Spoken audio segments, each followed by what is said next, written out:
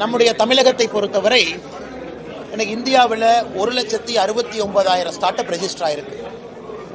எத்தனை பேருக்கு தெரியும், போன ஆண்டு உத்தரப்பிரதேஷ் மாநிலம் தமிழகத்தை விட அதிகமான ஸ்டார்ட் அப் அங்க ரெஜிஸ்டர் ஆயிருக்கு. ஸோ தமிழ்நாட்டில் ஸ்டார்ட் அப் கலாச்சாரம் குறைந்து வருகிறது. புதிதாக நிறுவனங்கள் ஆரம்பிக்க மக்கள் தயங்குறாங்க. சென்னை போன்ற பெருநகரத்தில் எல்லாம் யூனிகார்ன் என்ன வராமல் இருக்கு, கம்மியாக தான் இருக்கு. ஒரு பெங்களூர், பூனே, நொய்டா இதெல்லாம் பார்க்கும் பொழுது $1 பில்லியன் வேல்யூவேஷன் இருக்கக்கூடிய புதிய நிறுவனங்கள் தமிழகத்தில் ரொம்ப குறைவா இருக்கு.